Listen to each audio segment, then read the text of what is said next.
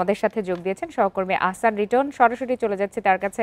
Ahsan written, সারা দেশ জুড়েই শারদীয় দুর্গোৎসবের আমেজ রয়েছে, চট্টগ্রামেও নানা আয়োজন রয়েছে। বিশেষ করে সন্ধ্যার দিকে তো পূজা সহ বেশ কিছু আনুষ্ঠানিকতা থাকে।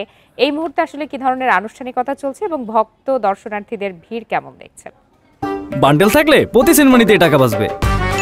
বিকাশ সেনমানি বান্ডেল কিনে জিতুন প্রতি লেনদেনে।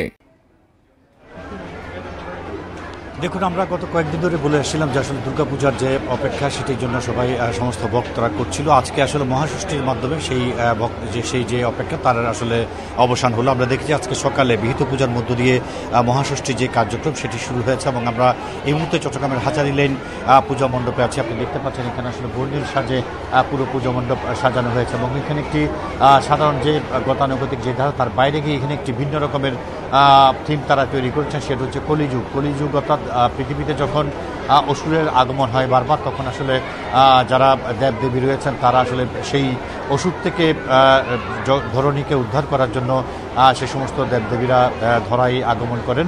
সেরকম একটি আদল তারা এখানে তৈরি করেছেন। আমরা দেখেছি আসলে আপনি দেখতে পাচ্ছেন যেখানে নানা জায়গায় খণ্ডিত অসুরের মরদেহ রয়েছে। পাশাপাশি আমরা দেখছি এখানে শিব, তিনি বেশ আরাম আয়েসে করে শুয়ে আছেন। শুয়ে তিনি আসলে তার যে সমস্ত শিষ্য রয়েছে তাদেরকে নির্দেশনা দিচ্ছেন।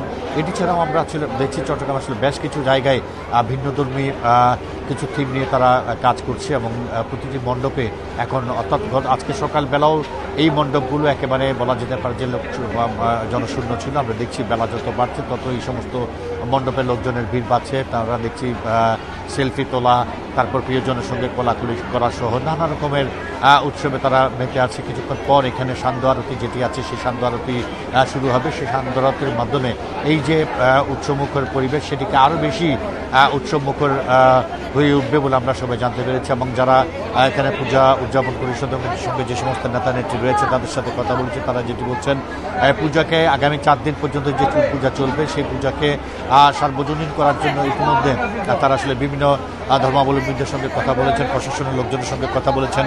দফায় দফায় পুলিশ কমিশনার কিংবা ঊর্ধ্বতন কর্তব্য ব্যক্তি যারা রয়েছেন তাদের সাথে বৈঠক করেছেন। তারা সবাই আশ্বস্ত করেছেন একটি সুন্দর পূজা যাতে হয় সেই বিষয়টাকে মাথা রেখে সবাই কাজ করবেন। আমরা দেখেছি বিভিন্ন নির্দেশনা দেওয়া হয়েছে।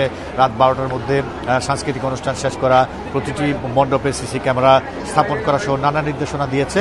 সেই নির্দেশনা অনুযায়ী প্রতিটি মণ্ডপে যারা কর্তা রয়েছেন তারা সেই অনুযায়ী কাজ করছেন। আমরা দেখছি বেশ জমজমাটভাবেই প্রতিটি মণ্ডপে এখন লোকজন যাচ্ছে। তারা মা দুর্গার কাছে আগামী 1 বছর যাতে শান্তিপূর্ণভাবে থাকতে পারে সেই আশীর্বাদ চাইছেন।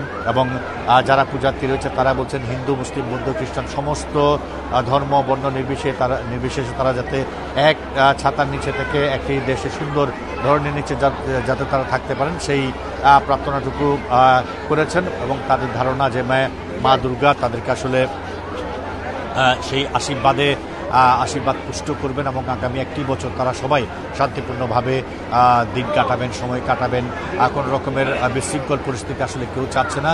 যে আপনি পাশাপাশি আরও একটি বিষয় আপনি জানেন যে এই মুহূর্তে আসলে চিকুনগুনিয়া এবং ডেঙ্গুর প্রকোপে লোকজন মারা যাচ্ছে, অসুস্থ হচ্ছে। সেই ডেঙ্গু এবং চিকুনগুনিয়ার প্রকোপ থেকেও যাতে মা সবাইকে সুস্থ রাখে সেই প্রার্থনাটা সবাই করছেন।